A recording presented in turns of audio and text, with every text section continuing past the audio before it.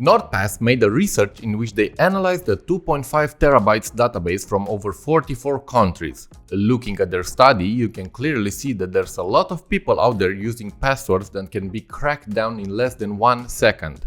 Just look at this list. Over 3 million people are using 123456 as their password.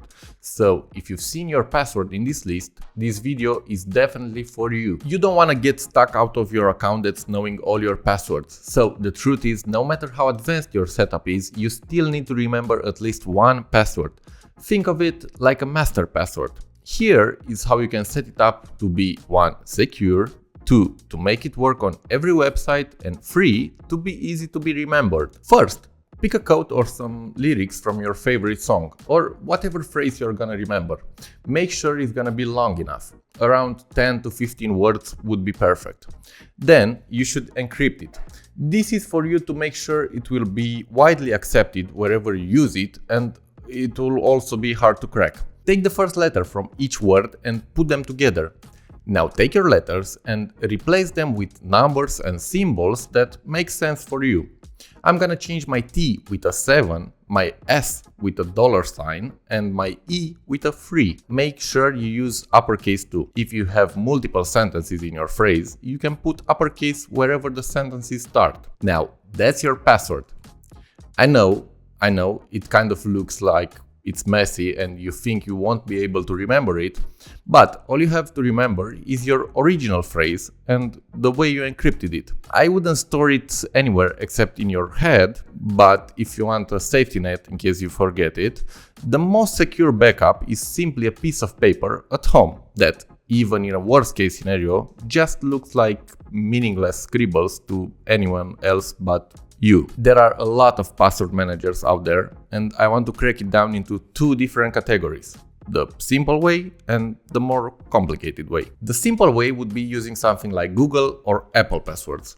They are easy to set up, have great integration with all the apps and websites, and are just a hassle-free solution. I know that most people are gonna say that trusting a big company like Google or Apple with your data is not a good idea, but I feel like that taking this step is still better than taking no action into improving your cybersecurity. Furthermore, I think that if you don't know what you're doing, other services might get complicated pretty fast, and you might find yourself in a situation that you are even more vulnerable than you were before.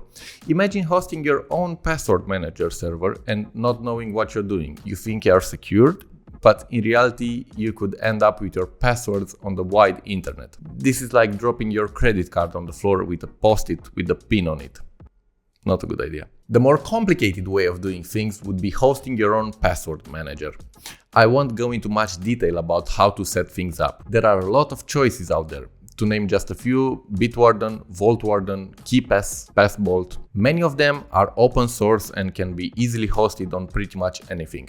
If you are into this kind of things, there's a rabbit hole you're going to enter by researching this topic, and I think you should pick whatever fits your needs the best. However, be aware that with full control and your mind at ease that you are in total privacy, there comes the total responsibility also. If you want to go down this route, make sure you are prepared for what it takes. No skipping updates, and be sure that you configure it good in the first place. One other thing I recommend is turning on the multi-factor authentication whenever possible. The multi-factor authentication, or MFA, basically means proving your identity in more than one way. It combines something you know, like a password or a PIN, something you are, like a fingerprint or your Face ID, and something you have, like a security token or a code sent to your phone. Even if one layer is compromised, the others still protect you. There's more to talk about how cybersecurity works, but one thing I'm excited about is the growing popularity of the Passkeys. Passkeys basically merge your password and two-factor authenticator into one simple, secure step. Instead of remembering anything, your device logs you in with your face, fingerprint, or PIN.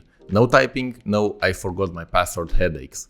The Passkeys stay safely on your phone or computer, so websites never store a password that can be stolen. In short, MFA is stronger than a password, and Passkeys are stronger than both. Think of it like this: MFA upgrades your security and Passkeys replace it entirely. One thing that generally made my life better was setting up a solid master password and letting my device handle the rest. No matter which method you choose, the moment I stopped memorizing every single password and started storing them safely, I felt way more secure.